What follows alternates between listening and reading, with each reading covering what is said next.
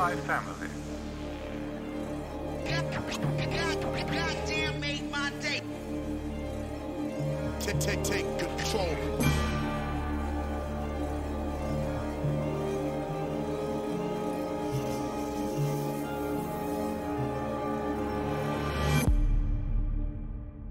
Starting demo vibes live, live, live, live, live, live, live, live.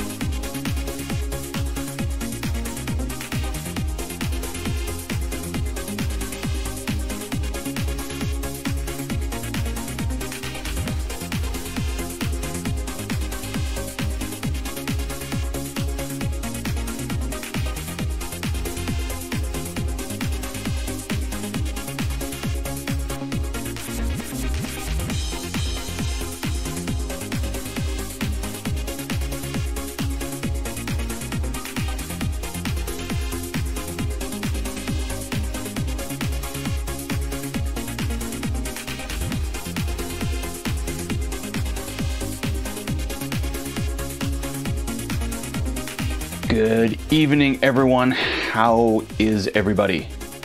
It's good to be back. I guess this is like my triumphant return to Twitch or something like that. But it's good to see you all. Well, I can't see you, but you can see me. It's good to see you all in chat. It's good to all have you here. It's good to be doing some retro stuff on a Tuesday night for a change instead of just sleeping and, you know, crying and wishing that life were easier. Anyway, good evening, Ian, Retrofox, Bald Engineer, Lady Aileros, Coffee Cup Arcade. It's good to have you all here. Retro challenges have a set theme and they're up to you. They are totally up to you. There's like 2 rules for retro challenge, and it's like do something and blog about it. That's really like, you know, the thing, and it has to be a vintage computer, and then they have, you know, these rules, what they consider vintage, but really, you know, whatever feels vintage to you, I think you could make a case for. But it's just really kind of an excuse to focus on a thing for a month.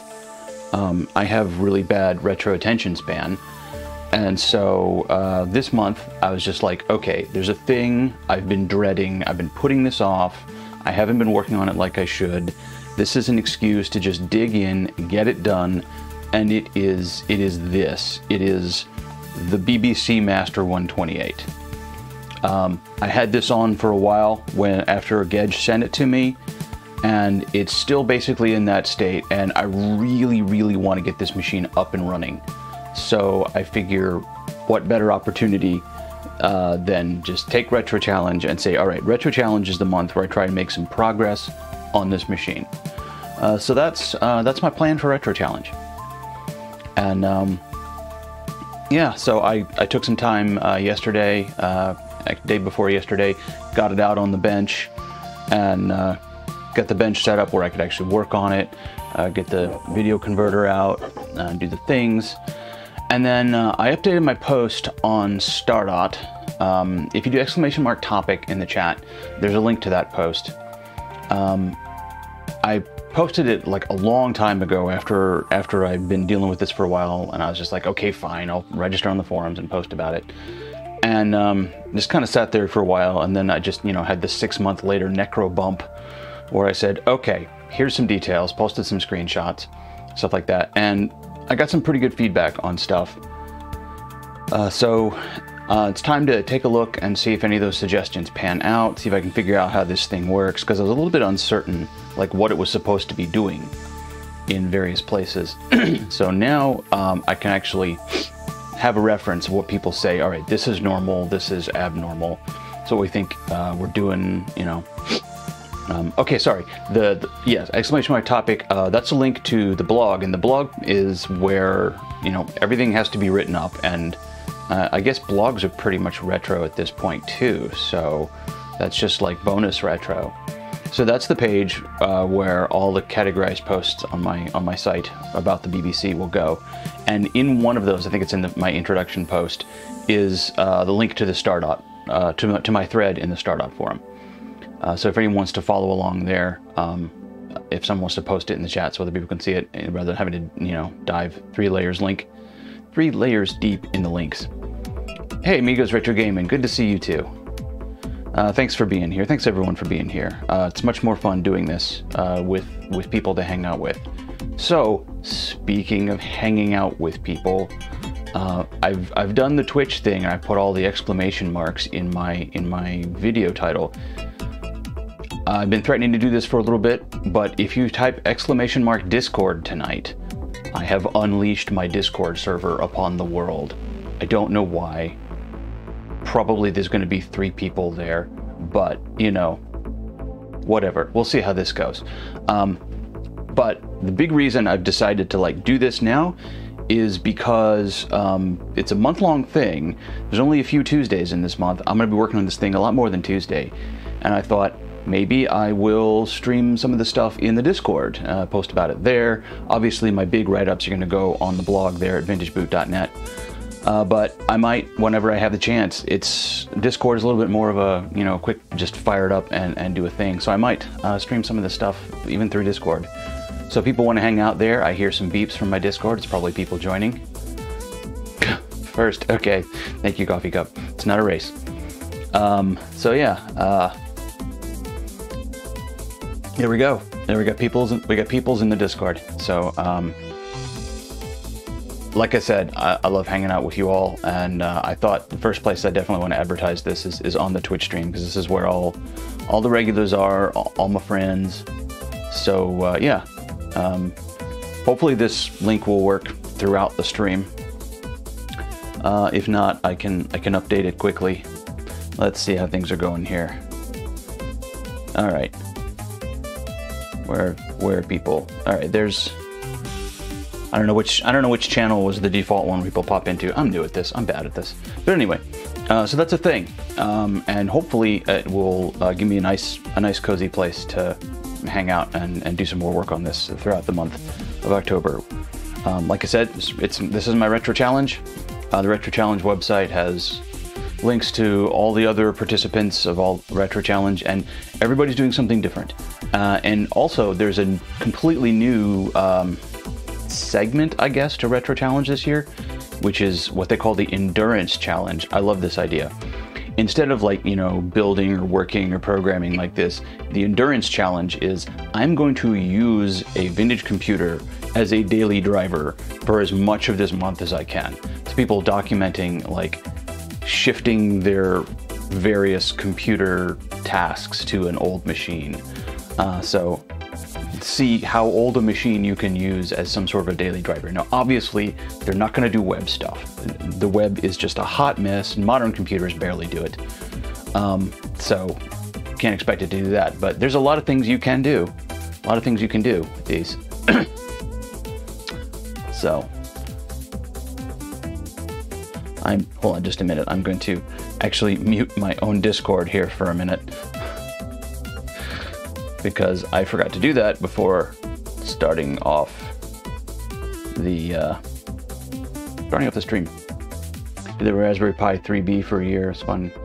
Fetch your knowledge on Linux. Cool. They probably wouldn't call it Raspberry Pi Retro, but you know, whatever. So yeah, Retro Challenge. Make your own rules. Do your thing. There's a contest where, like, I think there might be a couple of people who have donated a few prizes for. I don't know. There's like a judging, and people, you know, talk about which ones would, you know, maybe their favorite or something. It's not really a contest. The only way to lose is not to play. That's the joke that we make. But all right, I think it's time to dig in on the bench as soon as I can find my frickin' mouse. Yeah, Atari XL would be a great machine for that. I have fired up my Pentium 2 again in my bedroom, got that thing set up so I can do BBSing from it, play some games. We'll see how far I can get with it. I'm not doing the Endurance Challenge. This is my Retro Challenge. So basically, over on the Stardot forum, so I've had a couple of people say some things about this, and a couple of overwhelming recurring things that happen are basically something wrong with the keyboard, and possibly related, something wrong with the VIA for the keyboard, what's known as the system VIA, which I believe is this one right here. Now, these chips are both socketed, and I'm pretty sure they didn't come socketed. So I didn't make notes to myself, but I'm pretty sure I know I have taken these chips out, and I have tested them on Eevee's Retro Chip Tester Pro. Chip Tester Pro, not Retro Chip Tester, sorry. And they pass. But I mean, chip testers, do they really test the entirety of the chip? I don't know. So one of the things I might want to do is actually pull the VIA from my BBC Model B, which is sitting over there, and socketed them in the last repair stream. Okay, good. Can't even remember what I've done with this machine. It's been sitting in the box of broken dreams for so long. So they're both linked somehow. Well, so this VIA, which is it's sort of known as the system VIA, basically acts as a secondary slow data bus. And a bunch of stuff is connected to it, like the disk controller. There's the WD-1770 disk controller here. Let me punch up my zoom in. This is the 1770 disk controller. The keyboard matrix is connected through this, and also the 76489 sound chip is connected through this. And for those of you who don't remember, let me hook this up briefly. What the machine does is this. Let me turn the AC back on here. And maybe you can hear this through my mic, maybe you can't, but go back to where we can see the screen.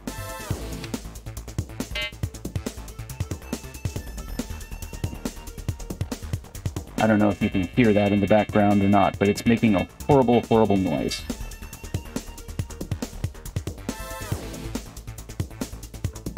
And given that the sound chip and the keyboard and the disk controller are all connected through that system VIA, really kind of sounds like maybe the system VIA is funky.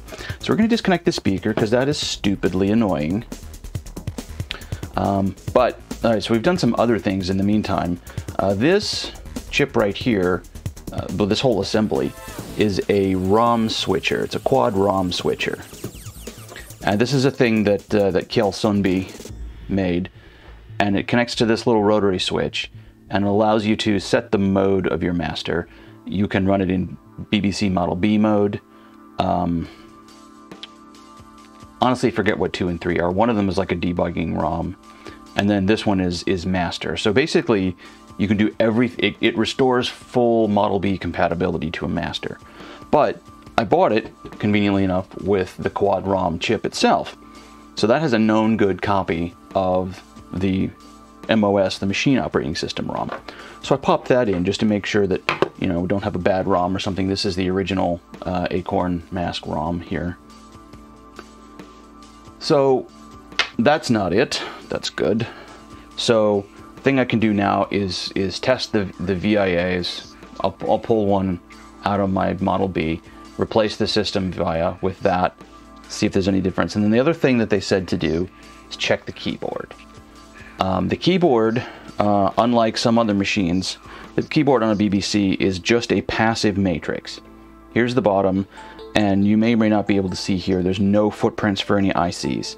It's just switches. Well, switches and diodes, I guess. So there's no IC pads here. There's nothing active on this keyboard. So I should just be able to test it with my good old meter here and see if we can get some idea if keys are working. But yeah, so let's see. We go pull this over here. Go into this mode so you can see a little bit more what it's doing. So I'll power it on, and I have installed the backup battery now. So actually what I need to do is I need to power it on while holding R on the keyboard. Now we'll reset the CMOS. All right, CMOS RAM reset, press brake to continue. Another weird thing it's doing is this video here. Why am I pointing at the camera? This video here is stretched too tall, and I don't know why. Well, all right, my scaler is set in the wrong mode, so it's squishing it horizontally because of my scaler. But the vertical being too tall is a thing I've consistently noticed from this machine. So there's weird stuff going on for sure. But I don't really know much about how the video is generated on this, so I'm going to tackle that later. Jelly Be Good, thank you so much for the 18 months of support at Tier 3. Appreciate it. How are you doing? How are you doing this evening? We're digging into the BBC Micro tonight. All right, so anyway, I have this. So now, all right, CMOS RAM reset, press brake, and it jumps into ADFS, and there's no disk, and possibly can't even initialize the disk controller. So people were thinking, all right, this is probably okay. But control space brake will bypass that. Okay, now we're at bad command. This is not a language. This is the point where it's just like, I don't know what ROMs you've got. I don't think you have a basic. I'm gonna drop you into the monitor, which is the star command. But now I can't type anything. Ordinarily at this point I should be able to run the ROMs command and it ain't working. So ROM, not happy. Escape, that's happy, right?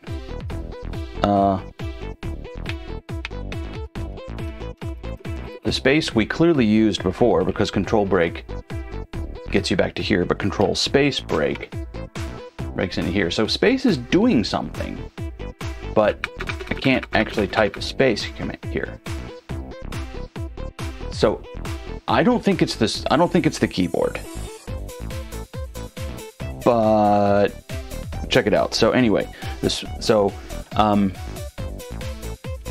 gonna find the keyboard map here from the Stardot site, and I'm gonna find me the space key. So the space key is PL17 and PL112, it looks like. Yeah, it's really hard to read this. So pins 7 and 12 on this is the PL1 connector. So let's see if I can dig into this a little bit. Get our meter going, put you in continuity mode, turn on the overlay. Forgot what I already said. 7 and 12. 1, 2, 3, 4, 5, 6, 7, 8, 9, 10, 11, 12. Alright, so that should be making contact there, and then let's see, spacebar. Yeah, so spacebar is most definitely working.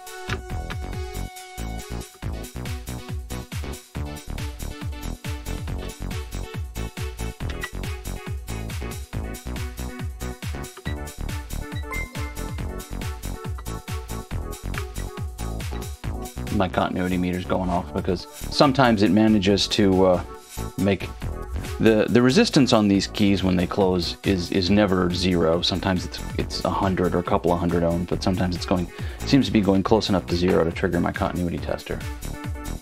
Is2 Scooby, thank you for the follow. How are you? Don't think I've seen you in here before. Did you try shorting pins last time so you didn't get anything bypassing the keyboard?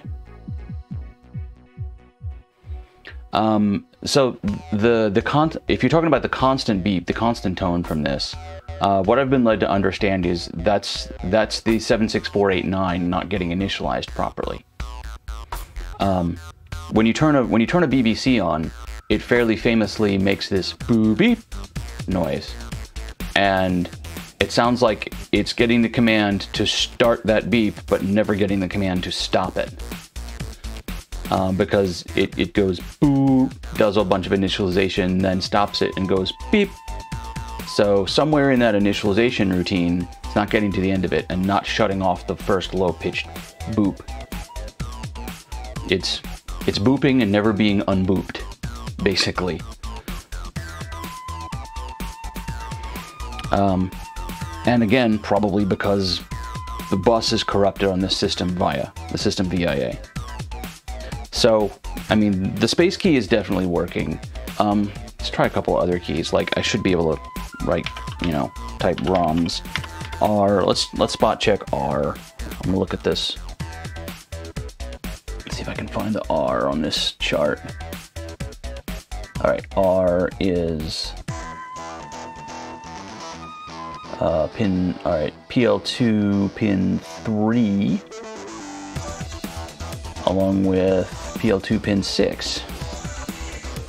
1, 2, 3, 4, 5, 6. All right, yep. That goes almost all the way to 0. So I'm willing to say at this point that it's not a keyboard problem. Like I said, the keyboard is just a completely passive device on the BBC. And none of these keystrokes are registering. So I don't have the screen on there, but none of these keystrokes are registering. But they register you know, with the break key held. So I know that it's well known that the BBC Master, actually all the BBC machines will not boot with a keyboard completely detached. Let's actually just verify that. I'll have this fixed by Halloween for a Granny's Garden stream. You're hell-bent and determined to get me to stream Granny's Garden, Amiga Gamer. Welcome, welcome in.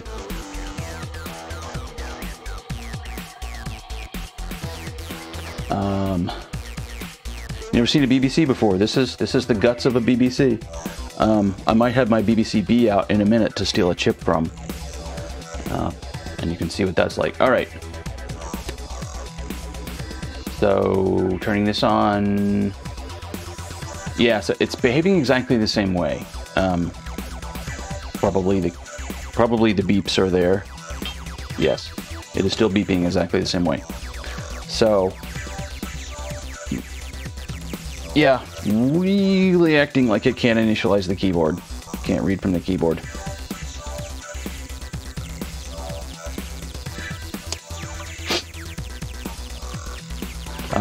Interesting, though, actually, if I flip it over to the BBC Model B ROM,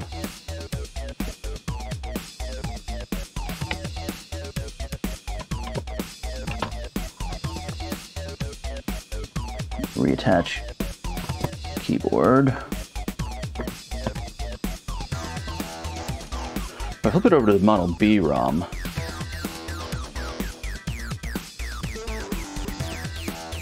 we actually get to a basic prompt. But then we can't type anything. It is a fairly awesome looking keyboard. It is definitely a big bad beefy keyboard.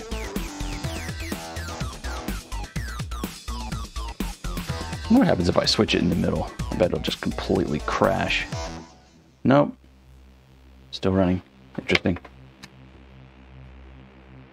Yeah, they really are. I mean, the B is definitely a tank. My Master is actually old enough at this point that the case is quite fragile. It has cracks in several places. Yeah, these F keys are cool. Let me zoom in a little bit on those. And my Model B has the function key overlay for Elite on it as well. It goes underneath the Perspex. It's a very cool thing. I'm happy to have that with it. All right, switch back to the Master ROM. Make sure we're there.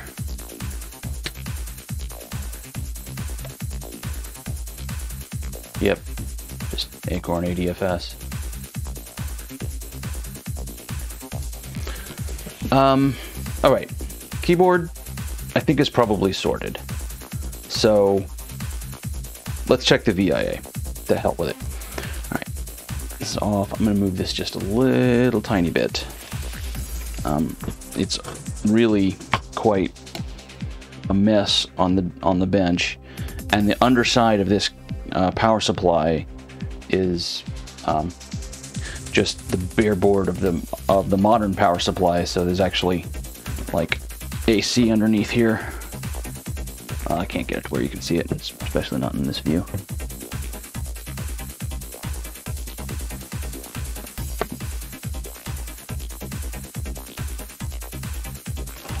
Something fell out of something when I picked up the... Oh, it looks like a piece of insulation just got stuck somewhere. All right, that's fine. So I have to be a little bit careful with the underside of the power supply here, because this one was retrofitted. Someone said earlier that I had recapped it on a previous stream. I had not, actually. This is a completely modern power supply, because the one in the Master, it's obviously UK 240 volt supply, not easy to convert to 110, unlike the B, which is easy to convert to 110. So I just replaced it with a Meanwell. I just put a brand new power supply in there and mounted it inside the original case.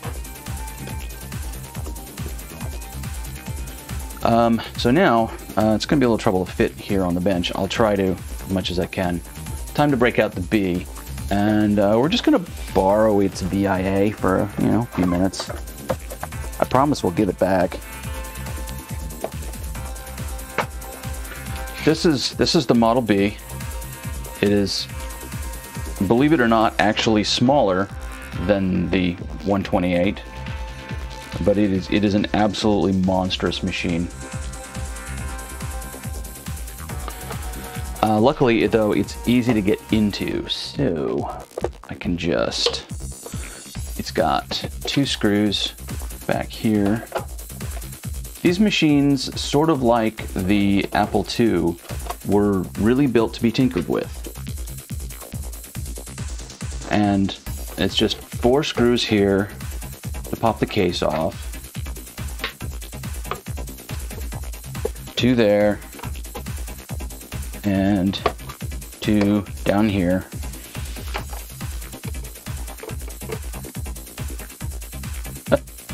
All right. You will have keyboard ASMR. Hopefully my mic will pick it up.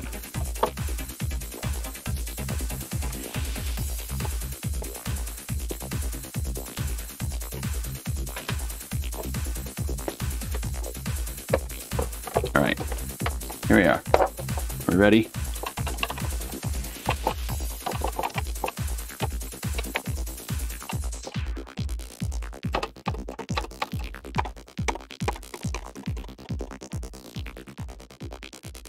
Very clacky. There's an online BBC emulator called JS Beeb. When nice one, Ball Engineer. There's a BBC emulator called JS Beeb, and maybe a couple others do this too. That they emulate the key clack sound. So every time you press a key in your modern computer in the emulator, it makes the sound. But anyway, so yeah, 4 screws. And then the top just lifts right off. And you have all this room for playing with, including, let me lift up the keyboard, the sideways ROMs here to install additional software. This particular machine I have modified for a sideways RAM and quad ROM. So this actually has 4 different ROM images on it, and this is 32K of sideways RAM. I did that many moons ago on stream as well. And all sorts of ports that you could connect stuff to here on the bottom. The tube port will actually take a whole second processor module, 1 megahertz bus, high-speed interface. The next thing over is the user port, and I have the SSD, the SD card reader in that. Printer port and disk drive port had a built-in disk controller. So very versatile machine. But what we are after, I wish I had a bigger workbench, is the 6522 VIA. So this unit has a single VIA, unlike the Master, because it doesn't have basically as much stuff going on to it. But it's this chip right here. So we're going to see if the good old Jonard here can yank this chip.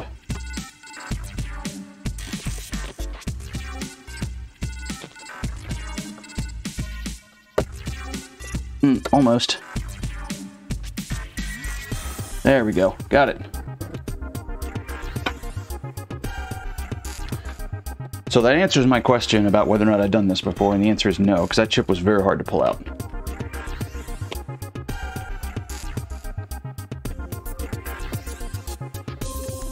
Set this back here next to my Raspberry Pi.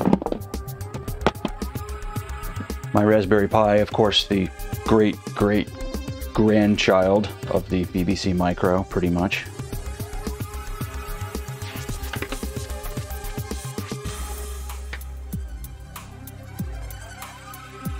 All right, I have this VIA. It's pretty easy to tell these apart because they're different manufacturers. All right, now I need to make sure I get the right one. Which one of these is the system of VIA?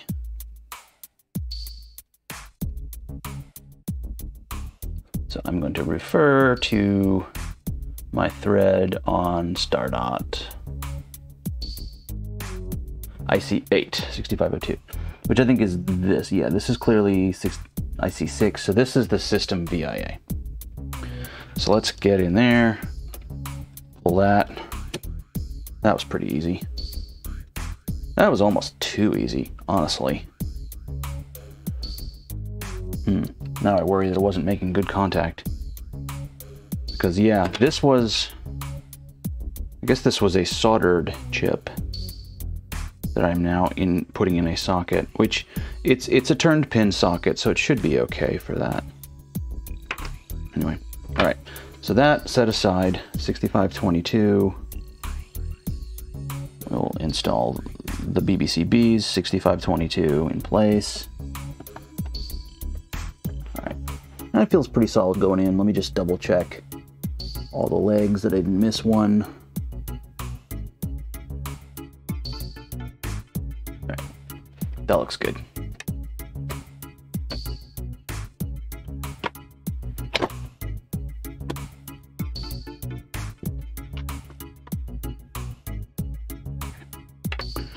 Side.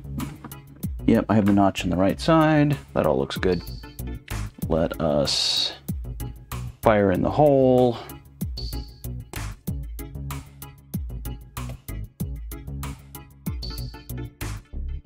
Okay. Seems like the same behavior, but let's boot up with R held. That should reset the CMOS RAM. Break. And then I should control D and break. Should DFS. Control A. I guess we have to ADFS. Control space. Break. All right, this is not a language. Okay, I think I'm doing the CMOS reset procedure correct, but let me double check.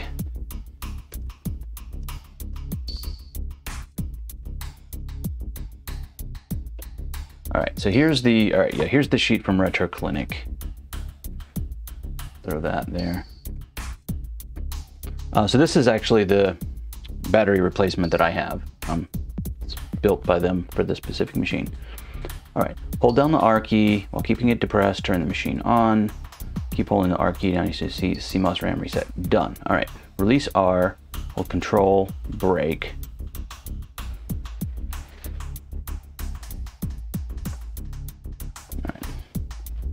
Let's do this from start. So this is not a language is the message you get from BBC MOS when it can't find a basic ROM. This is barely a dialect, exactly.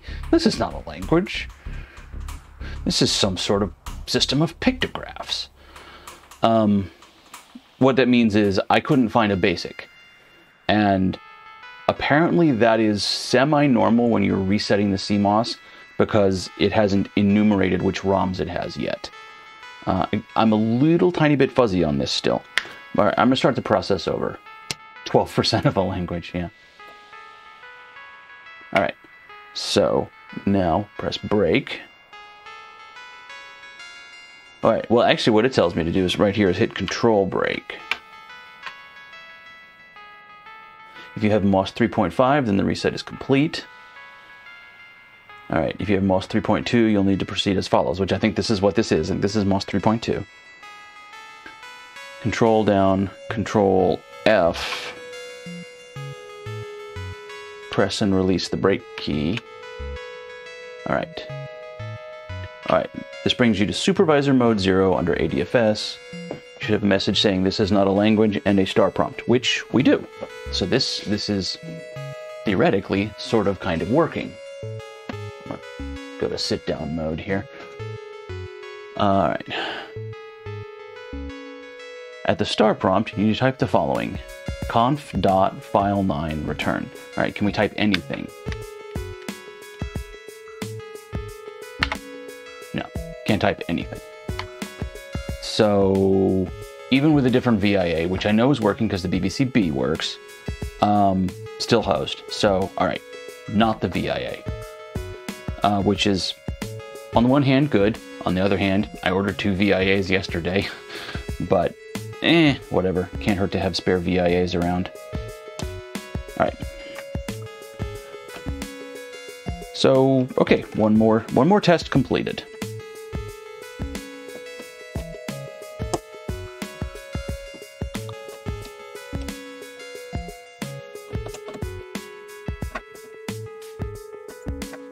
come on. This is the worst chip puller.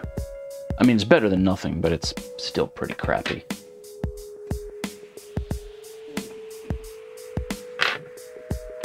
All right, so I will put the VTI chip back in place. Make sure all the pins are okay, which they are. British English confused by Merriam-Webster and Latin, yeah.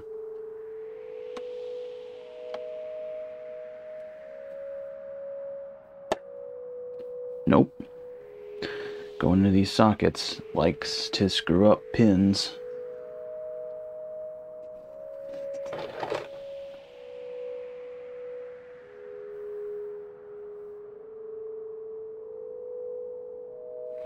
I need... Get yourself some real pliers, Josh. Alright. It seems like kind of situation, I put a scope on it and check for high low. So, I mean, way back when I first started troubleshooting this thing, I was going at it with the scope and thinking, oh, okay, this bus looks crappy. And, you know, that's when I started, I mean, I suspected the VIAs right away too, because that's just like, that's what you suspect when you have these sorts of problems on a BBC, apparently. But, yeah, so, you know, we socketed them and we tested them last time. And this is just one more test that indicates I don't think the problem is the VIAs. This chip is being a complete pain in the carcass going back into its socket, though, I'll tell you that. Alright, that's better.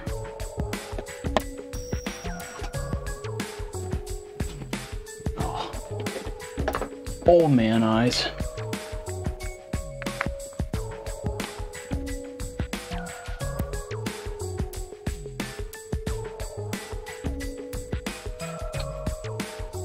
Okay, that is properly reinstalled. And the other one also installed properly.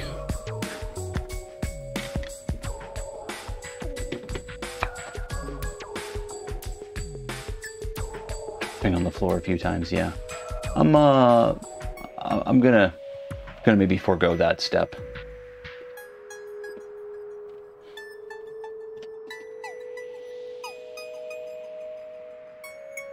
Okay, that's all back in. Functionality is the same, yes. Yes, functionality is the same. All right. Now what?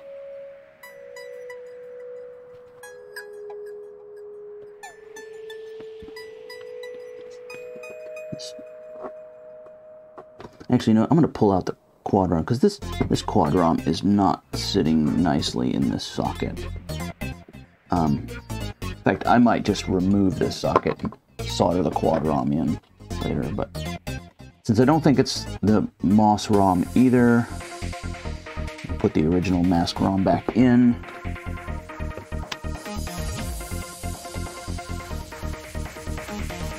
Yep, same thing. So basically, after this, if I don't think it's the keyboard, I don't think it's the VIA, it's something about the logic chips or the bus in that secondary system bus. And, Alright,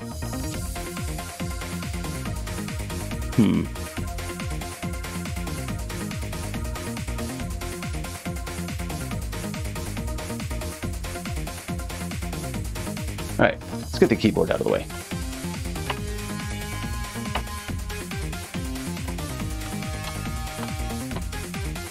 Take a look at this board, see what's going on.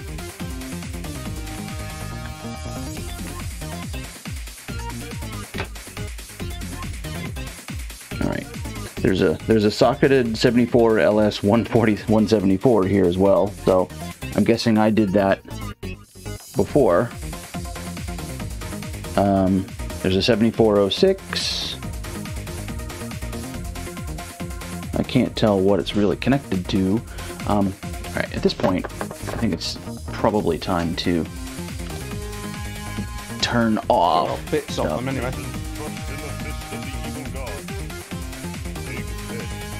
big head.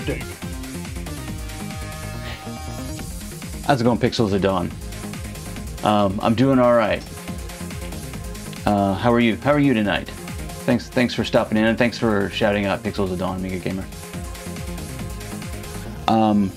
Working on the BBC Master. I am once again stumped at what in the could be wrong with it. I mean, I can just get in there and start pulling logic chips and seeing if any of them test bad, I suppose. Yes, we need major amounts of BBC help at this point.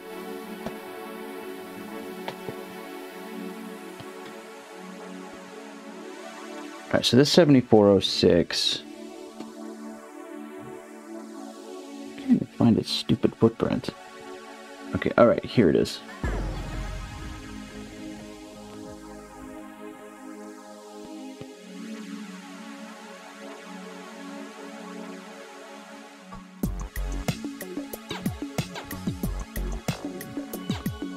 Trying to see if this 7406 takes any important paths here for things like the 76489.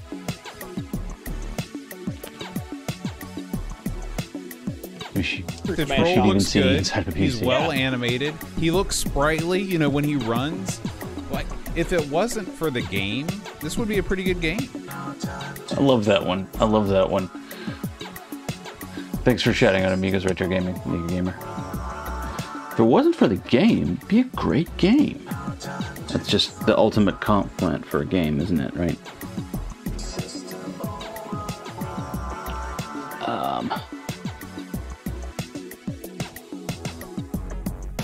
See, I think I have the schematics and the service manual for this blasted thing somewhere. Acorn Master Service Manual. This probably has schematic-y stuff. And then I think I have a whole separate, well, I know I have a whole separate schematic. I gotta find, all right, there's a parts list. Might not actually have a schematic on it.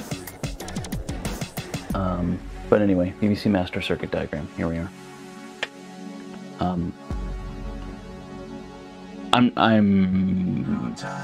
Yeah. I was trying to think, is there a way I can quickly put this on the stream? But you know, these lines are gonna look like butt over the stream anyway. Let me just see if I can find. All right, so the PBC is this 347, or maybe the 349 chip.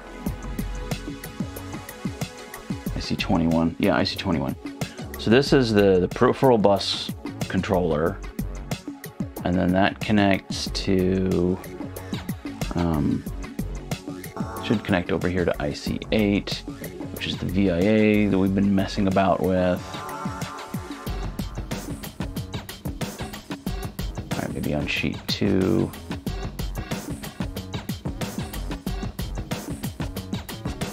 Unfortunately, this PDF I have is not readily searchable because of the vertical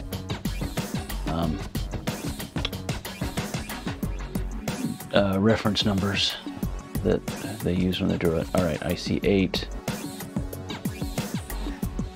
BD0 through BD7. Yeah, BD0 through BD7. So that's basically this secondary system bus. All right, and it connects to, like I said, the 1770, which is the disk controller, IC4, which is the 174, which I've already pulled and presumably tested. IC5, the 244. That comes out, oh, that actually comes off of IC6, so that's not associated with this chip.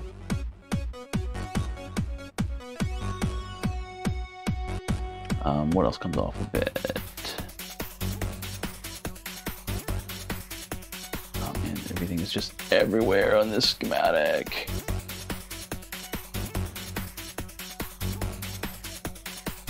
I see 48 serial.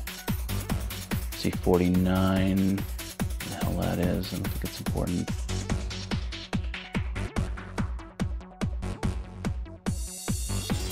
And then the keyboard. So the keyboard hangs directly off of IC8. Where's the 7406? Can't see reference numbers. Looks like maybe it's IC1. C1. Can I search for that? Oh, it's spread across a whole bunch of different circuits. So sometimes you see schematics where it's like if you have a chip like a 7406, which is a quad buffer. Sometimes, you know, all the buffers are in there and they run all the signals into this one chip and you can see everything associated with this one chip. Or some schematics, they break that chip into individual buffers and put the individual buffers physically in the schematic close to the circuits that they're related to, even though the wires are all run this way. That is the way that, oh no wait, no it's not. They have broken out the individual buffers, but they have, oh god, is there a way I can just show this thing? There we are. Yeah, there we go. Okay. These are all the individual buffers that are in that IC1 chip, but they are all together, so that's at least encouraging. And that goes to disk interface,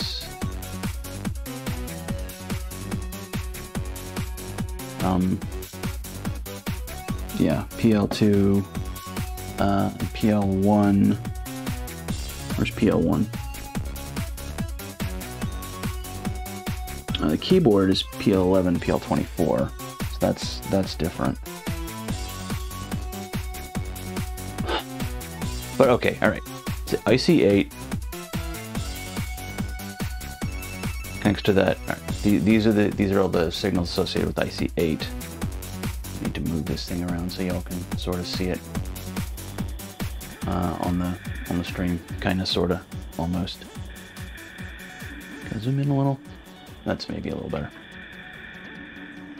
But this bus also goes whee all the way over here to a bunch of stuff, including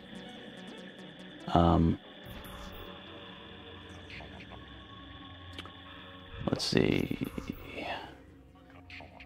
it's PL12. Where's PL12? I don't actually know what connector PL12 does.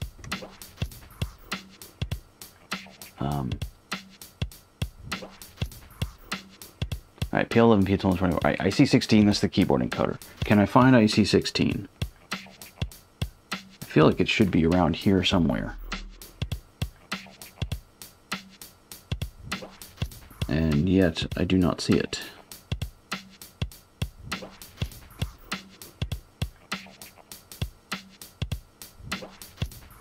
$48, $42.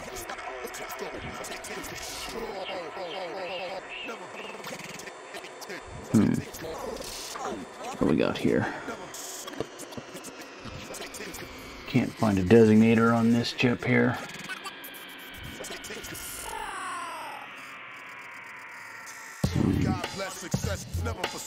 Maybe IC40, that might be it right there.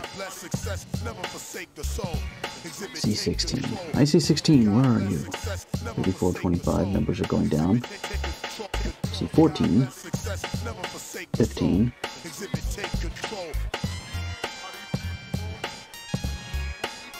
33, 18, 17. Come on, 23, 18, 17, where's 16? Come out of hiding. Blasted IC.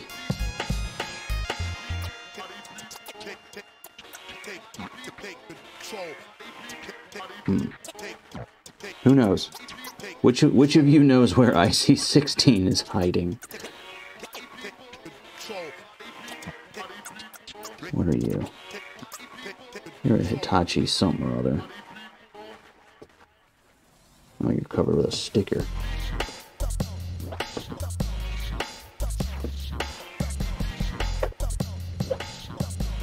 plastic spudger, get this sticker off so I can read the designator. What are we hunting for? We're hunting for IC16, which, I mean, there's zero chance of anyone being able to see this sort of stuff over the stream, so. Oh, here it is, yeah. So this sticker is hiding the reference designators for IC16 and IC, whatever the hell this is, 11. Alright, I'm going to take this B off of here because I don't think it's important. Hope it's not important. Alright, so yeah, this custom TI chip right here, that's the keyboard encoder, of course. It's right next to the keyboard connectors. I probably should have started looking here first. But anyway. Oh, y'all can't see nothing in this mode, sorry. So this is the keyboard encoder right here. So it's also hanging off of... Is it hanging off of that bus?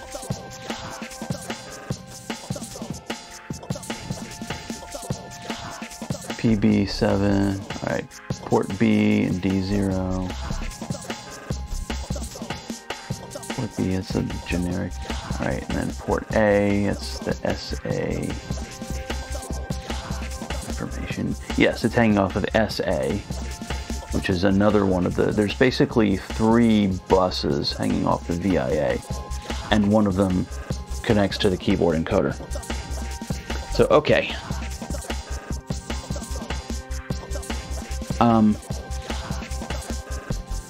Now I'm confused. I don't know how the keyboard encoder works on this machine, but we've already determined that at least under some circumstances, i.e. with control and brake held down, the space key does work, or the R key works, but then it just doesn't work the rest of the time. So there doesn't seem to be any special circuitry whereby certain keys would be noticed differently. It all has to go through the encoder, which seems to suggest to me that the encoder is working. Does the brake keys go somewhere different than the other keys? Well, you know, I just said that, but let me make absolutely sure.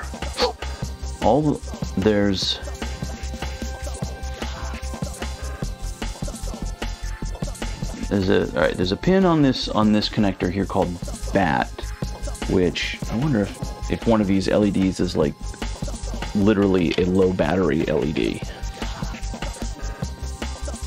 Let me check.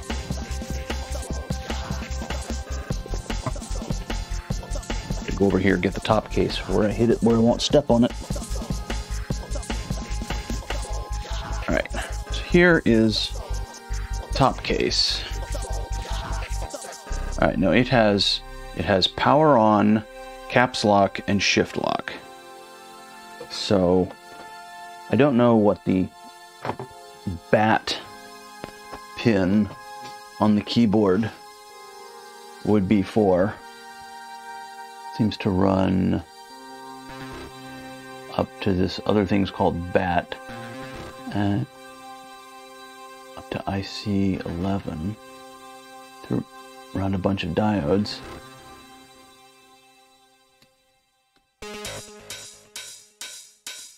I have no idea what that signal's for. But let's see, if we go back to the file that I posted earlier,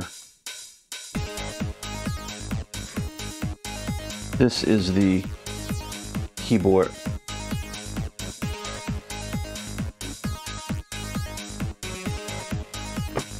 This is the keyboard matrix. Whoops, sorry about that. I'm actually just trying to lower my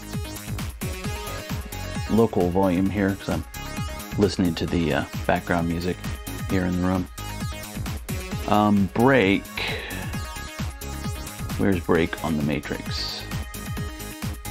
Brake doesn't actually appear to be on the matrix. So maybe we're on. All right.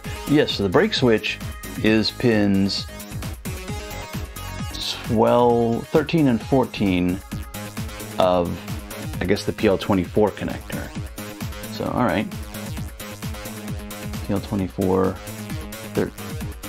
14, 13.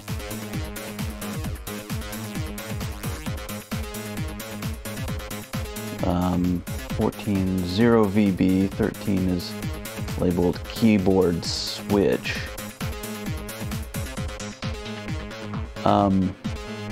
So no, the reset key is read separately. It's not read through the encoder. That's interesting.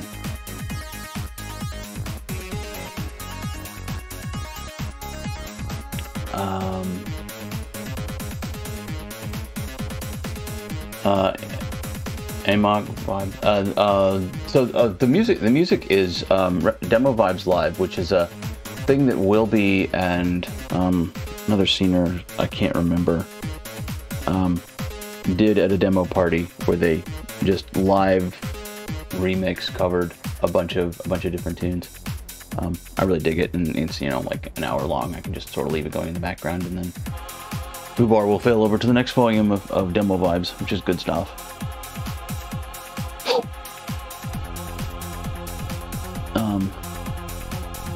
Now they're doing a remix of Farbrush as the product. All right, so reset is read separately. So maybe points more strongly to the keyboard encoder. Was it swappable in the Model B? Probably not, since there's way more keys on this master. Pretty sure this chip is custom, specific to the. I know it's custom. I'm pretty sure it's specific to the Model Master 128. But like I'm trying to puzzle through this. Like, why would it work? Sometimes it can encode the key, but only when the reset key is held. And when the reset key is held, the operating system is doing something different. It's like the routine to read from the encoder only works in reset mode, or very quickly gets corrupted.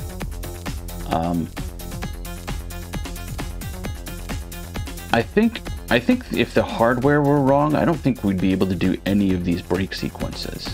That's just my theory. And I can post these theories on the Stardot forum and see if anyone there on the forum agrees or disagrees with me.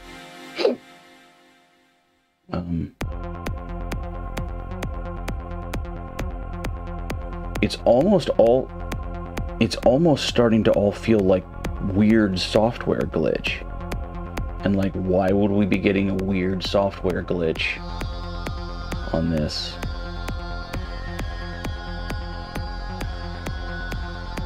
Because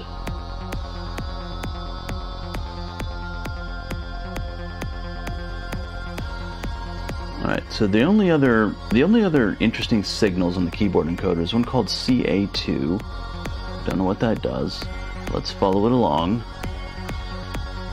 It's CA2 off of IC8, which is the VIA, so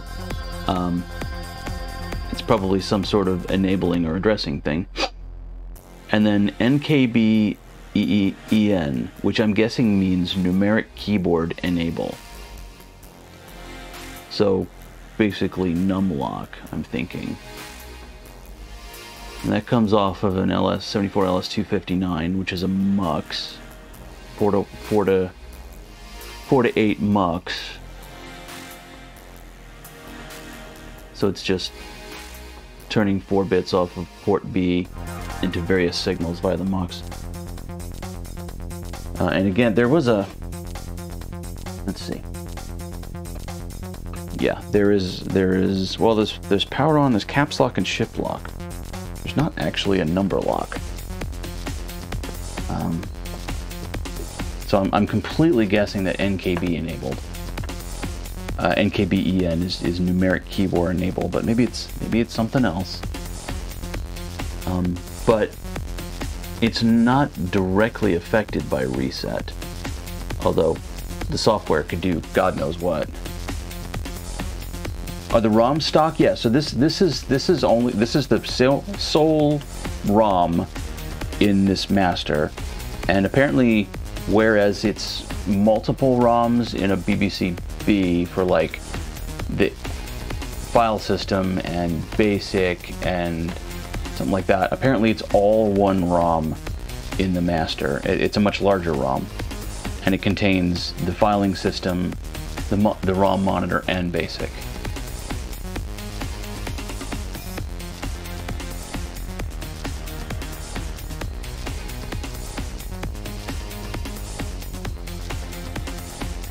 The product is such a good demo.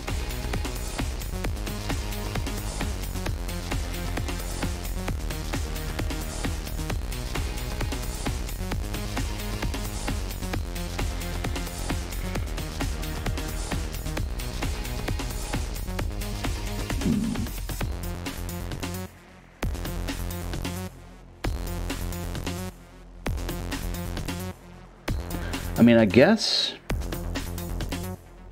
Alright, I can start with something stupidly simple and just tone out all of the bus connectors, make sure the buses are all going where we think they're going, and that the resistance is low. I'm actually going to take this off for continuity, because I want to read the actual resistance. Let's go back to basics and verify the most basic functionality of the freaking PC board to route the damn traces. Alright, so SA bus. Alright, so basically pins 2 through 9 on the VIA should connect to pins 30. Oh god, they're not in order. Screw you, Acorn. Alright, so pin 2 is bit 0. Alright, pin 2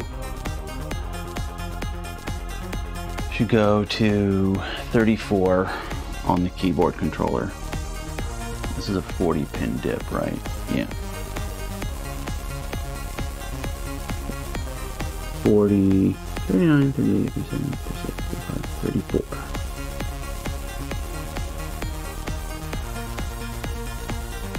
Yeah, I just don't feel like listening to it beep at me while it finally zeroes in on the resistance range. I guess I could set the range. How's it going? Boy, those volume levels are just all over the place, aren't they? I'll work on it. Hope everyone's doing well. Happy Sunday or Saturday morning. Oh my god, that's not how time works. Thank you for shouting out Bald Engineer Mega Gamer. Alright, so that one looks good.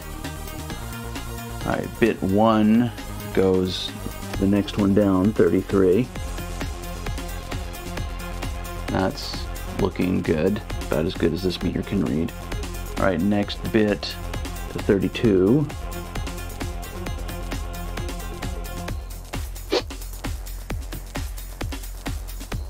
Yep, that looks good. Alright.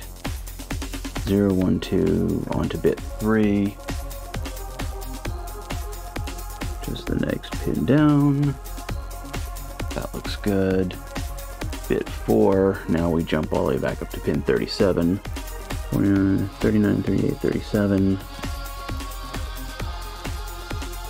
Alright, 5. 36. Stupid chip designers. 6. Pin 35. That looks good.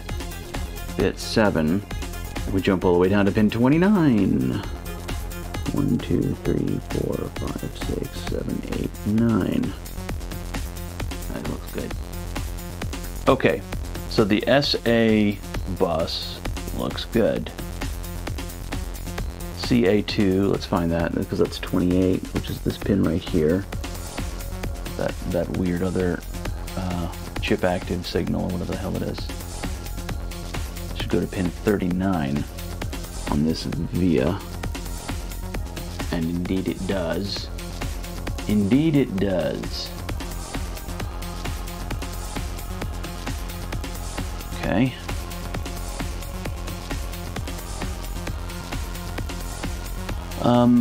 So that should be... Alright, and 1 megahertz on pin 39. Wherever the hell that signal comes from.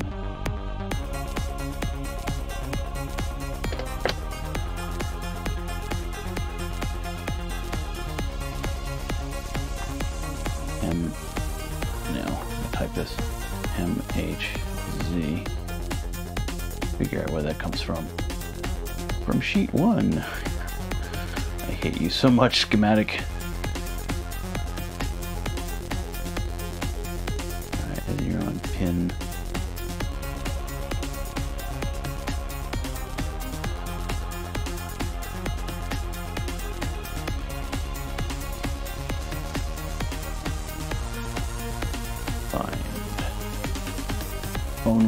Only there. No, Microsoft Power Toys, I'm not going to update you right now. Go away. Pin 4 on whatever the hell this connector is. PL5, 1 megahertz bus. Right here.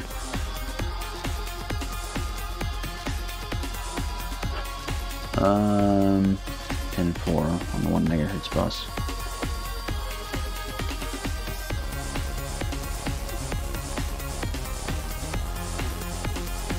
You? Or you? Maybe you? How about you?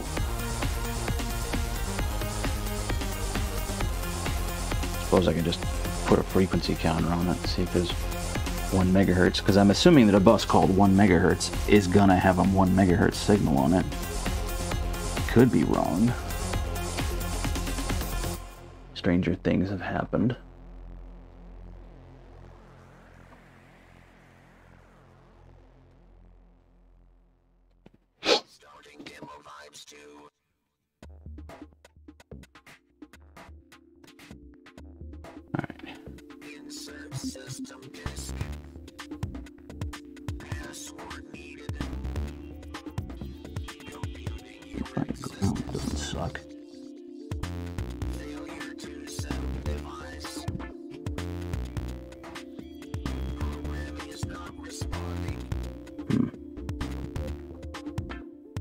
Alright, I don't actually know what the range on this stupid counter is, but I'm guessing it should be seeing something by now.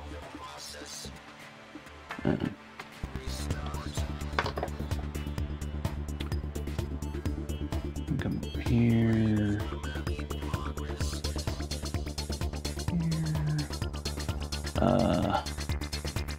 65C12 pin out. Not 6502. I want the 12. Well, I guess I could find it here on the schematic. Oh, there it is.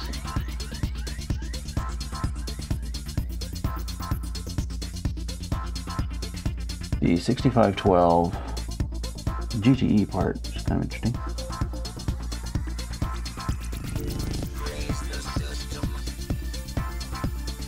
IC14.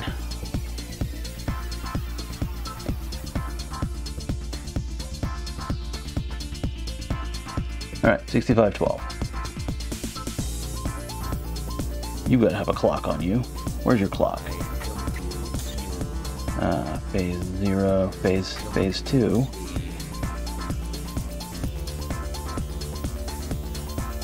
Phase 2 in, phase 2 out.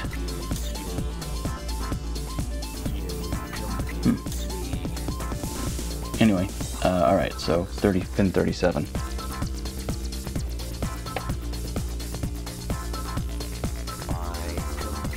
Oh. 10 megahertz. Okay, well, so, yeah, I figured out why I wasn't seeing any signal on that, and it's because my power strip was switched off. Let me turn my bench monitor back on. There we go. All right. Everything should be happy once again. Now I can turn the machine on. Hey, now it actually turned on. Let's see what we get here.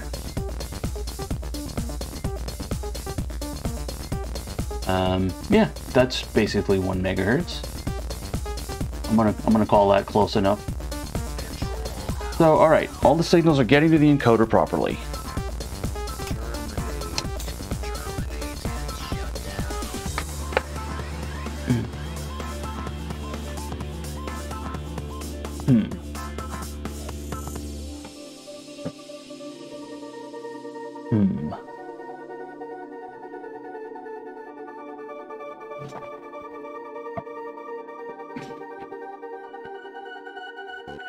So this is the part of the stream where y'all get to just basically stare at my receding hairline while I puzzle about what in the hell could possibly be wrong with this board.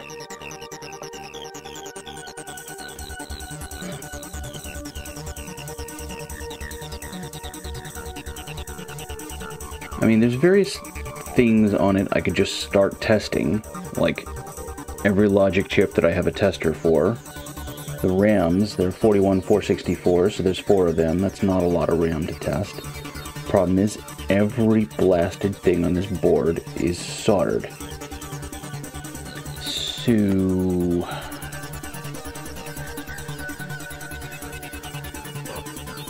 yeah. This might just be a month of me desoldering every stupid thing on this board and testing it. I mean, I'll do it because I really do want this machine to live, because it's going to be a really good machine once I have it up and running. It's the perfect BBC.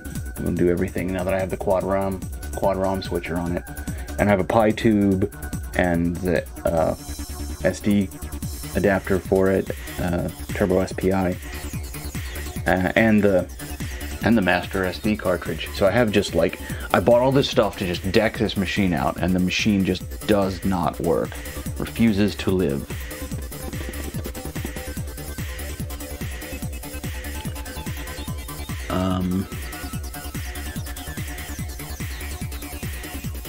Yeah. Yeah, I will definitely know a lot about the BBC, that is for sure. I mean, it's just sort of part and parcel for this hobby, is you're going to get these machines that behave like this, and you're just going to have to dive in with both feet and really get to the bottom of stuff.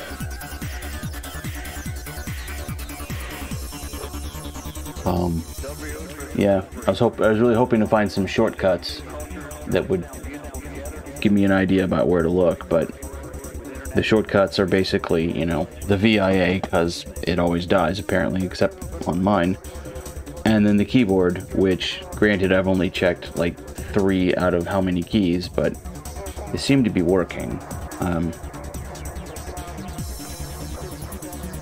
The other possibility is, it's always, well, not always, but often easier to troubleshoot machines like this when you have another working one to compare it to.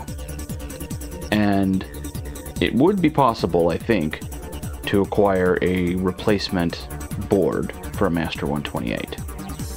I think when I first started digging into this and figuring out the issues, Gedge said that he had seen a few for sale.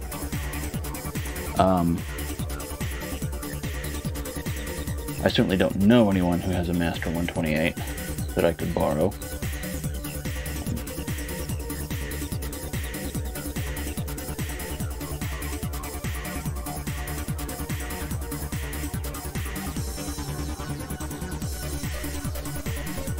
Don't you just hate it when all the simple stuff turns out to not be the problem? I know I do. Alright. Take just a little bit of a break here. Oh, I discovered a thing. Alright, complete change of topic. Lotus Biscoff makes sandwich cookies. Look at that. Vanilla sandwich cookies. So I'm just going to take a little munch break here for a second.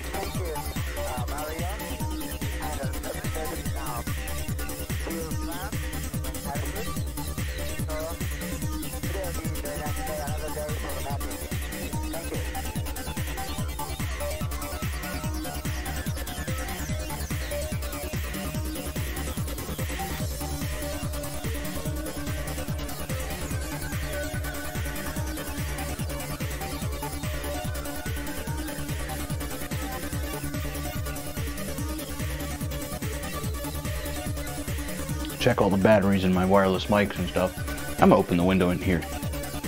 It's starting to get a little hot in here.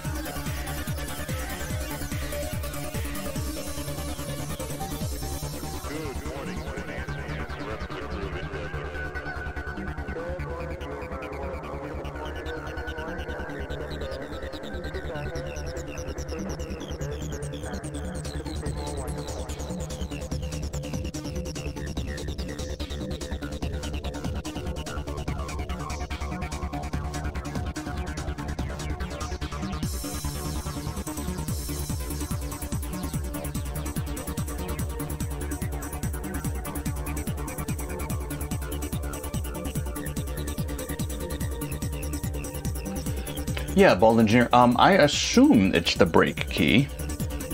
Guess I could verify that.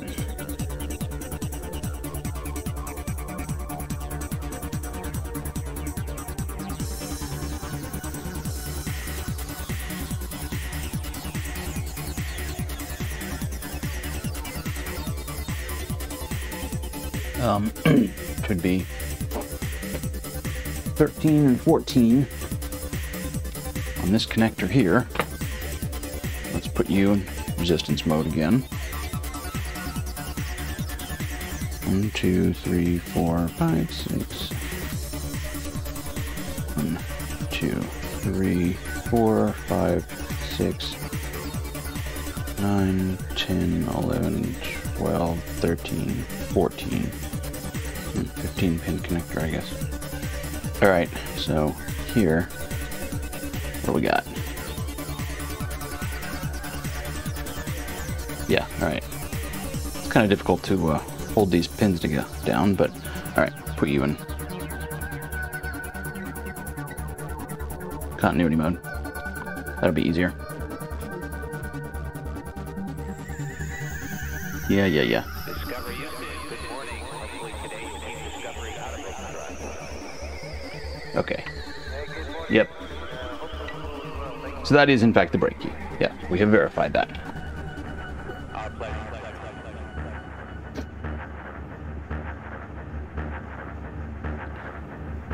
And I think it's fairly safe to say that that wiring is working because the brake key actually works.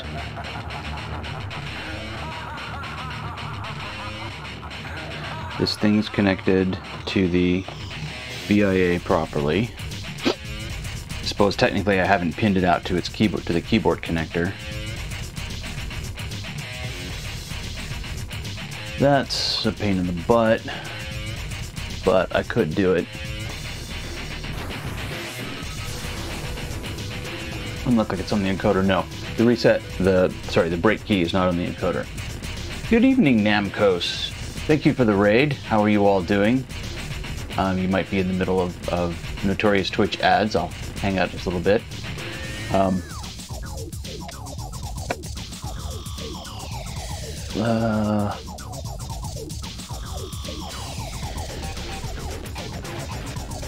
Right, pin 1, keyboard encoder. Pin 3 here.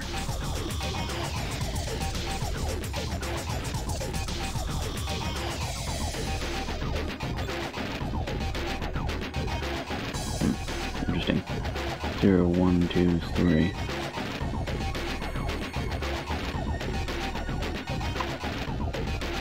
Not quite sure how to read this thing. L11. So that should be connected to pin 3, but I'm reading it on pin 4.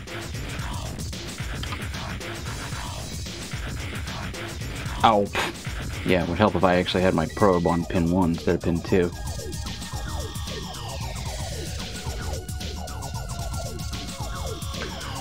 Thank you for shouting out Namcos, Amiga Gamer. Hey, how are you doing? How was your stream tonight? We're working on a very troublesome BBC master. Hopefully your stream went better than this one is going.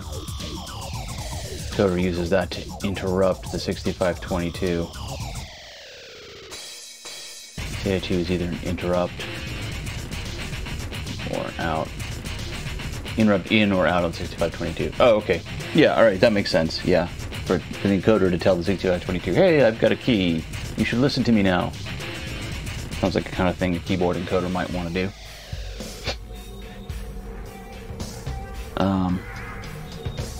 Alright, well, that's 2 pins that we know are connected correctly. Pin 1, pin 2, pin 4, pin 3, pin 5. 3, 4, 5. Yep, that works. I mean, I'm not seeing... I have no reason to suspect that this portion of the board has any damage to it, but, I mean, we can't just assume that.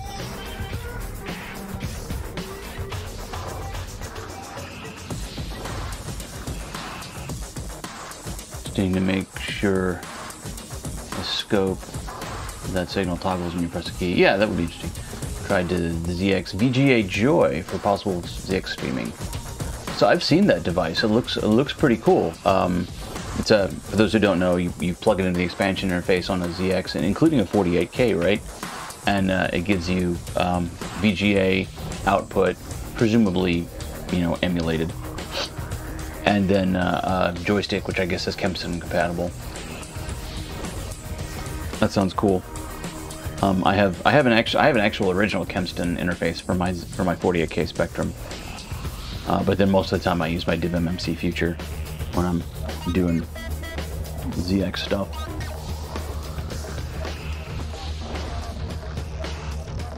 Alright, we were testing out, we were looking at we were pinning out this stupid thing. Pin 5.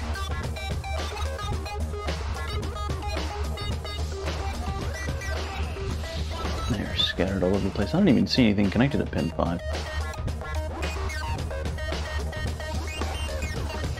See pin 6 connected to pin 8. 3, 4, 5, 6. 1, 2, 3, 4, 5, 6, 7, 8.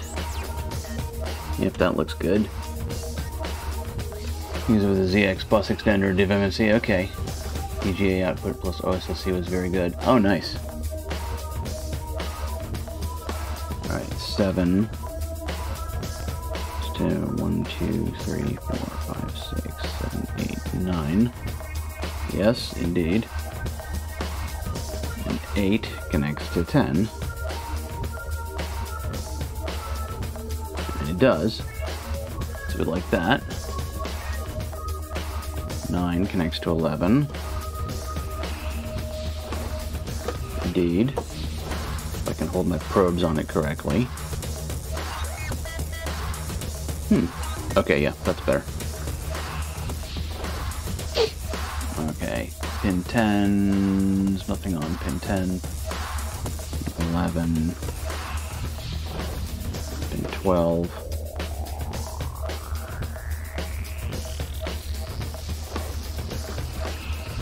One, 2, 3, 4, 5, 6, 7, 8, 9, 10, 11. Absolutely riveting TV. Alright, and then pin 12, pin 13. That looks good. 13 goes to pin 14. Like, it's a nice one-to-one mapping, but the schematic just doesn't draw it that way.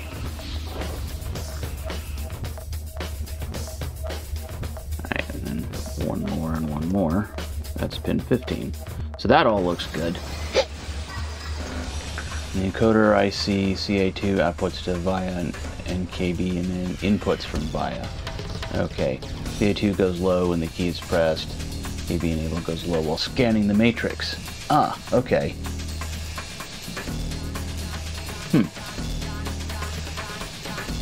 Alright, well, thank you for that. I'll have to remember that somehow. So on the encoder right here. Doesn't look like there's any hardware problems with this.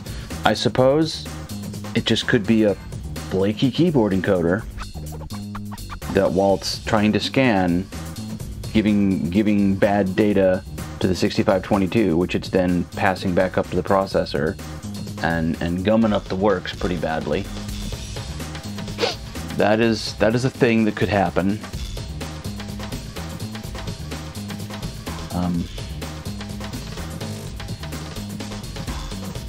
All right, I think it's time for me to update my post and ask about the possibility of, you know, how often does the keyboard encoder go flaky on a Master 128, and see if that could be a thing.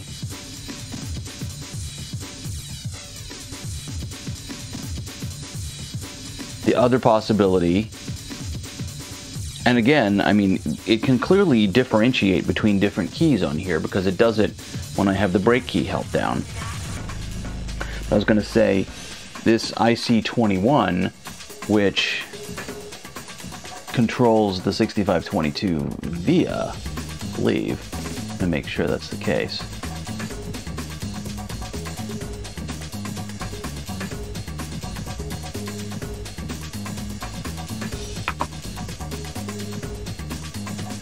Yeah, IC21 peripheral bus controller.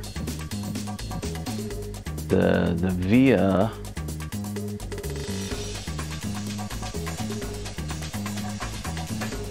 IC8. No, that's on the other page, isn't it?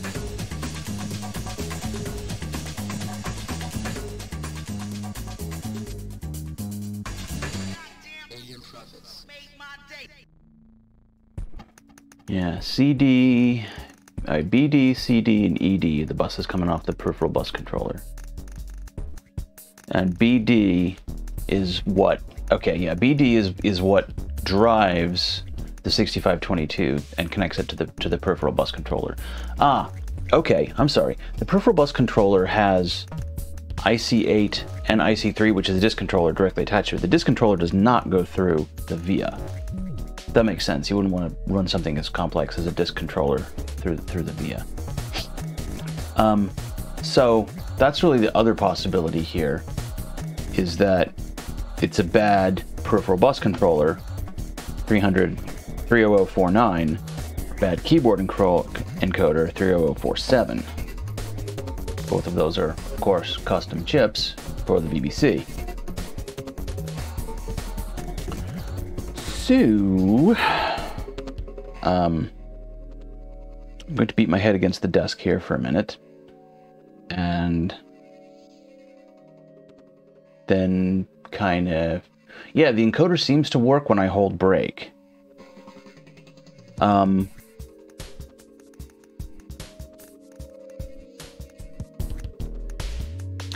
It seems like, okay, all right, if it's a software problem, somehow, right, but these failing to initialize stuff is a result of some sort of software problem. The ROM looks okay, and I've tested a different ROM, so odds are low that it's reading the program incorrectly. We could have bad RAM, so it might not be able to execute the program correctly, or it might be interfacing with these custom chips in a weird way that's crashing the program. Hardware that introduces the problem. I mean, yeah, I think it... Power the blasted thing back up again here. We turn it on. It gets to a point after it initializes some things where it would start scanning the keyboard. And at that point where it tries to scan the keyboard, I think the program just gets stuck. But, you know, if I hold down the R key here, it's clearly capable of scanning that during the, or it would be if I plug the keyboard in. It's always a caveat. So with the keyboard actually plugged in, now it's clearly capable of saying, oh, dude's holding down the R key, I'm gonna reset the CMOS. And now, control brake, that's fine. Control F brake, this is not a language. Comms, nope. And now it's just like, nope, I'm effed, go away.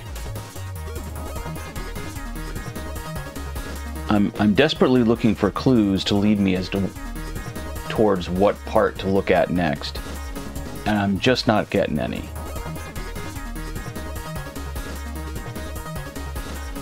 All right, in order for it to recognize a key, the keyboard encoder, in order to recognize a key, that implies that the keyboard encoder works. The keyboard encoder is connected to 6522, so it suggests that that works. 6522 is connected to the PBC, which suggests that that works. Another key like R with a special boot behavior. Does it have its own connection somewhere to bypass the encoder? Not that I can see. I mean, the only keys that don't go to the keyboard encoder are that switch, and then, well, even the diode. Even the diodes are connected to the keyboard encoder. So that the break key is the only special key on the keyboard as far as the encoder is concerned, i.e. bypasses the encoder.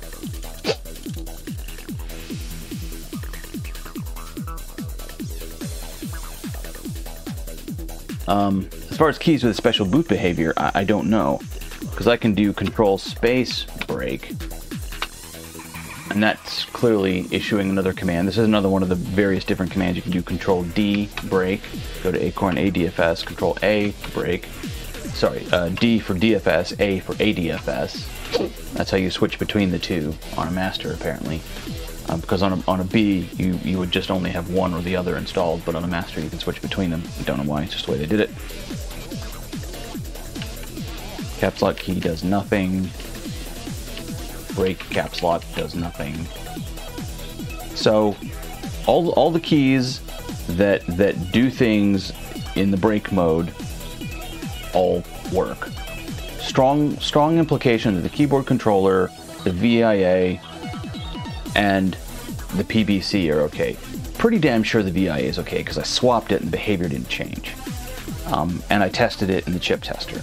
So if it's not the PBC, it's not the keyboard encoder, and it's not the VIA, what the is it?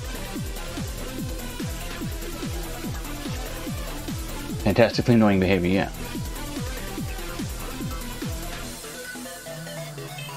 I really switched to DFS, which is what I did, and it will in fact do that. So I can reset the CMOS.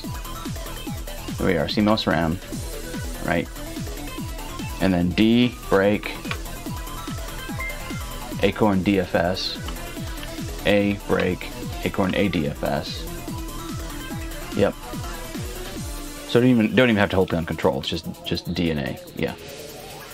Hey, Sergey Bjorn, thank you so much for the 16 months. I really appreciate it. How are you?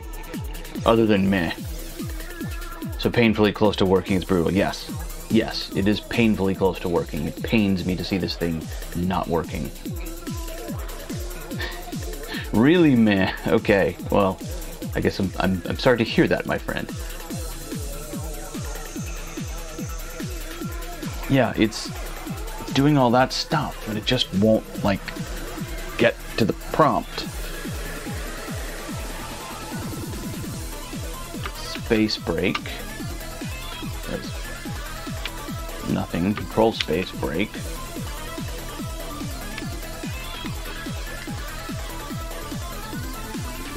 Yeah. Like, theoretically, that's a star prompt, and I can type OS commands at the star prompt. But nope.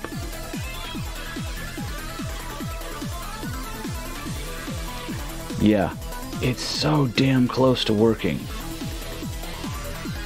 Pretty good, yeah, that's pretty good. Excuse me. Ah, Indiana Jones. Can you go see Mr. Algebbar again? It's like the Swordmaster puzzle in Monkey Island, right? It could be. This is a good game. Thank you for shouting out Siggy Bjorn, Amiga Gamer. That's the guy.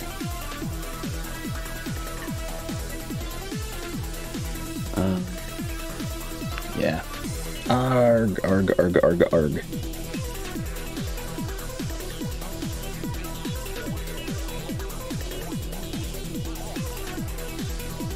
I wonder if there's some sort of diagnostic ROM that I can run on this machine. Indiana Jones in the Temple of Ba. Yeah, exactly.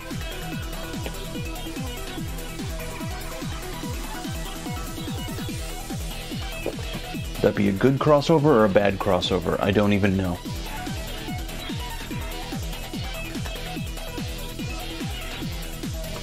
Man, a diagnostic ROM in this thing would be really nice right about now. Really nice. I wonder if such a thing exists. If it does, obviously I could find it on the Stardock forum. So, maybe it's time to go back there with a bunch of new behaviors. Well, updated data. Let's tell them, hey, it's definitely not the 6522. And the keyboard matrix, keyboard seems to work.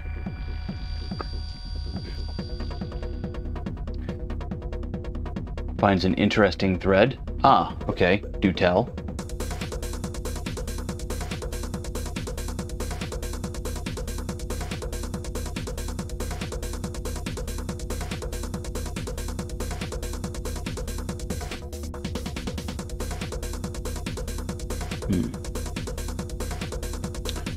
I'm just thinking, I do have that master SD. I wonder if there's something I can put on that on the master SD that would run diagnostics. I'm gonna start out with some being gifted one of those things. And one of these things, the master SD or the BBC Master. Type any of the config stuff at the DFS prompt. I don't think so. D break. Alright, DFS.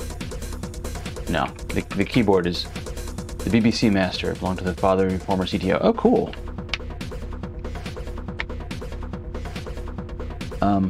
No, the keyboard does absolutely nothing unless break is pressed. Which is probably an amazing clue to someone who knows this machine. But to me, it's just baffling.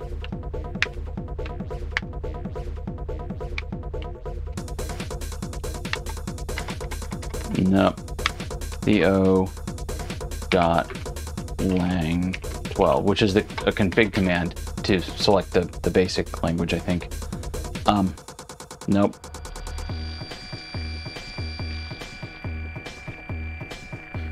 Yeah. A BBC Master RPG. I mean, there's got to be something like that exists, right? I've got a massive library of software on the SD card on my Model B. So there's got to be something. What do I even do with my Model B? Oh, there it is right there. That's right, sitting next to the Raspberry Pi. I already made that joke. Not the graphic. Yeah, definitely not the graphics routines. For those of you who don't know, Sigbjorn is working on an RPG type game for the Commodore 128 using the 128's VGC. So that's cool. That's cool.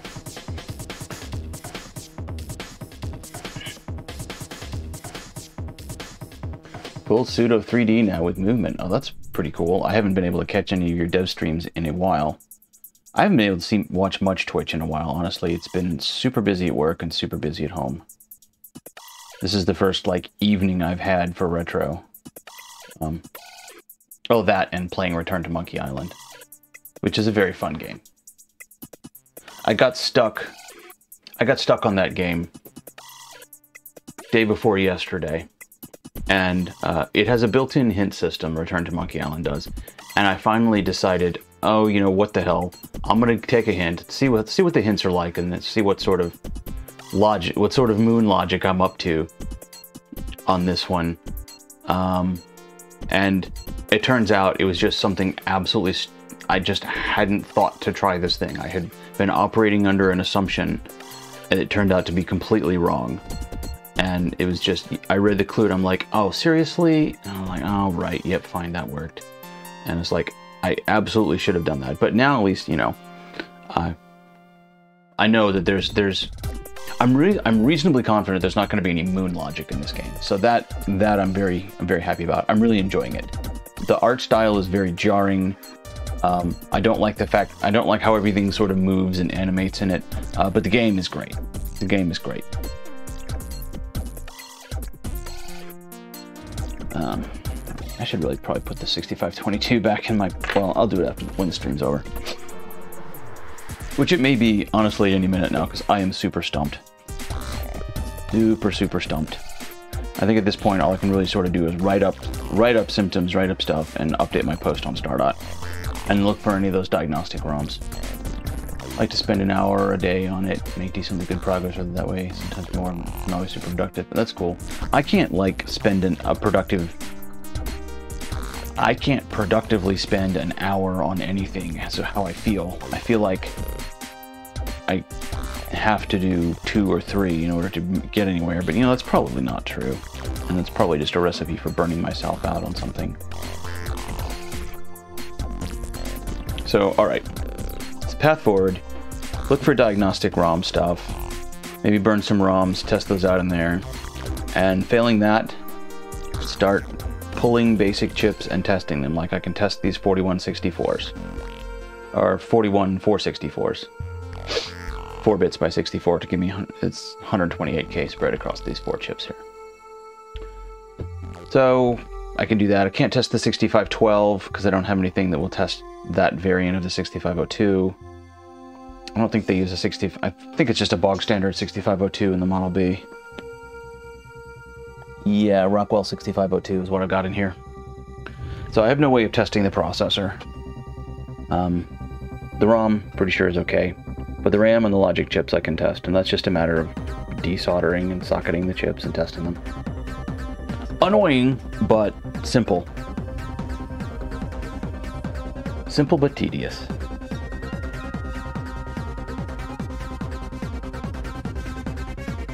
DFS prompt. Why do you mock me so?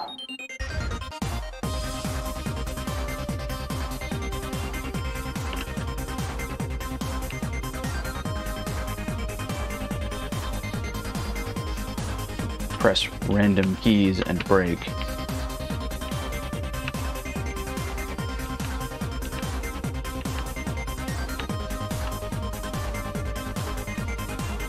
Sure, most of them don't do anything. Because it can, yeah, that's exactly.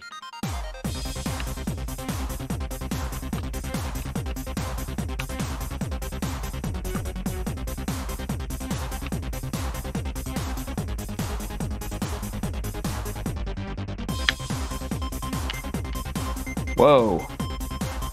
Whoa.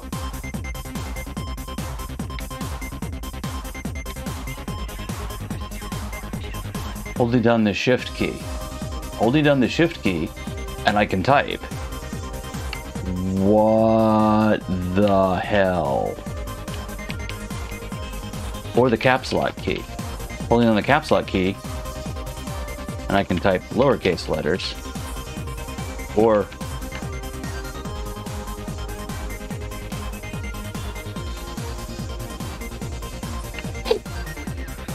that's bizarre.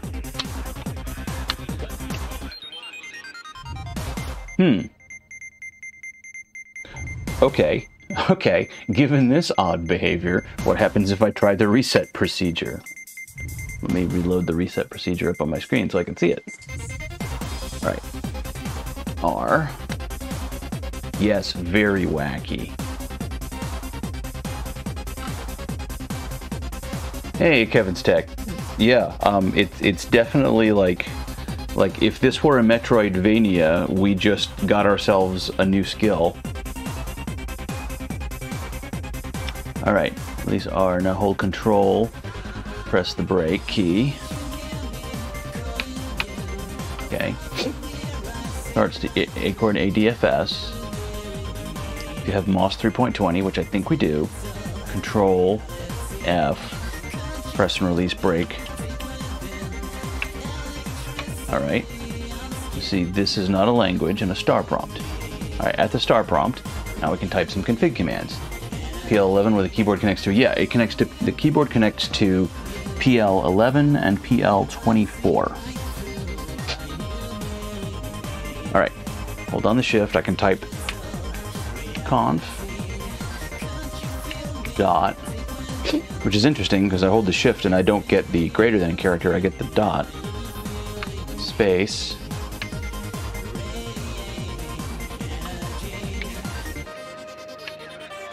file, space, 9. Enter. Okay. Nope. It alternates between characters as though it were actually the caps key.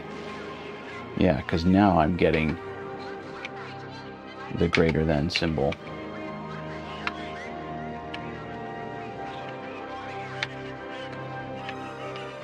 Nah.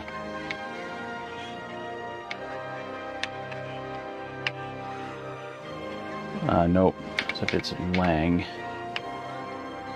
language.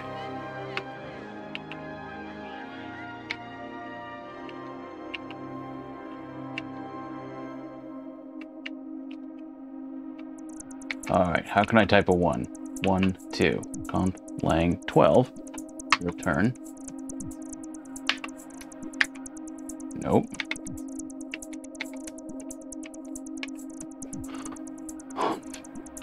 Dot, nope.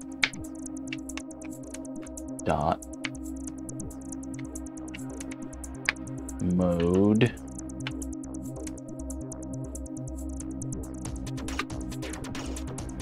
Seven, nope.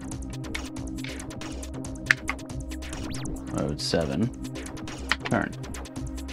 Now for the last time, hold Control, keeping it pressed, and press Break. You should now be in the default mode of 7 under the 1770 DFS with the basic prompt. Okay. Except now that trick doesn't work.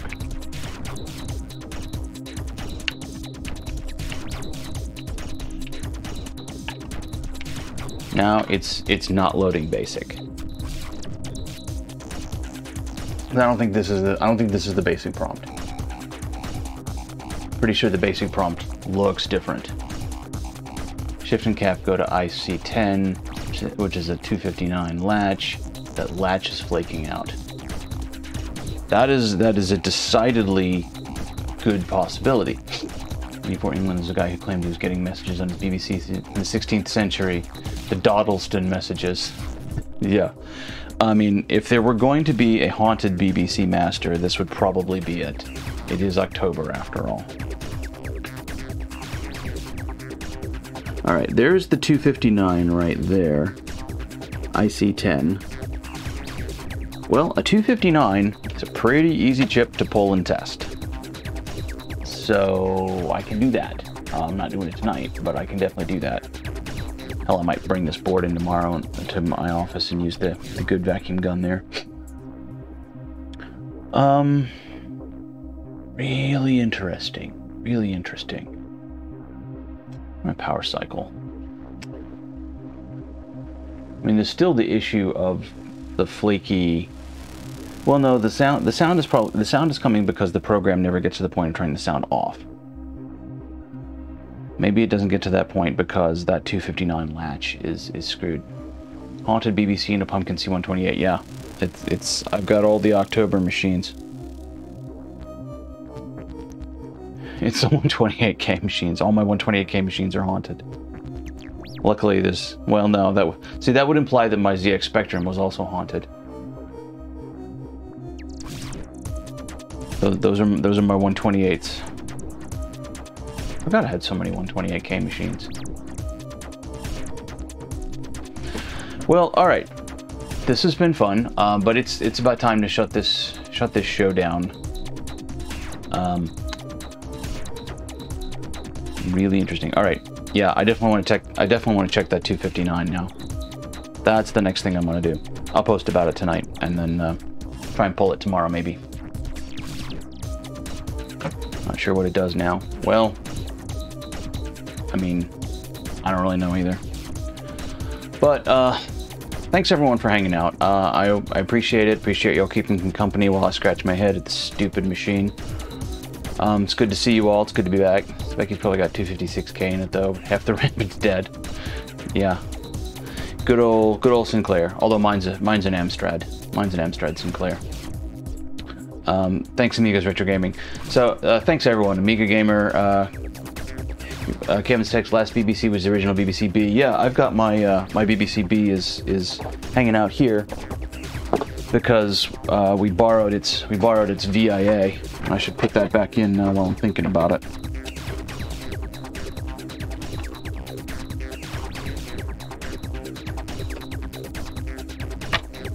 Get it in the right way around.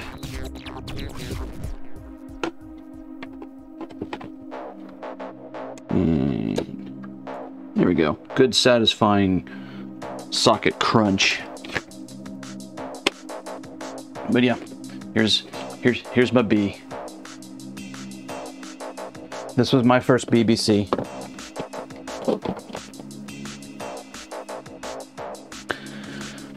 So thanks everyone for hanging out. I appreciate it. Like I said, if you do ! Discord, I've opened up the Discord server, and I'm probably gonna be posting more updates there than anywhere else, other than the the write-up page for it. So we'll hopefully get to the bottom of this. Again, this is my retro challenge for the month of October. Try and get this blasted thing working. And then once I do, I've got a bunch of add-ons for it, like the PyTube Direct. I've got the SD card adapter for it. I've got the master, the 128 cartridge, SD cartridge. You see, micros and swans technically belong to the Queen. Well, hopefully I will make this one less dead than the Queen at some point. Yeah, bad joke. I apologize. Sort of. Thanks everyone for hanging out. Let's put an end to this thing and see who we can raid. Who's out there that might want to get raidified? Let's see. Zero Page is on. They're probably still buried in their startup because their startup takes like half an hour. There's good old Sid Heresy is on there. Who else? And it's pretty late to be finding people to raid. Take a quick look. See what Zero Page is up to. They've been doing. Oh, they got an exclusive final build of the Bruce Lee sequel, Return of Fury, for the Atari 8-bit. Their stream doesn't actually start for another 13-14 minutes though.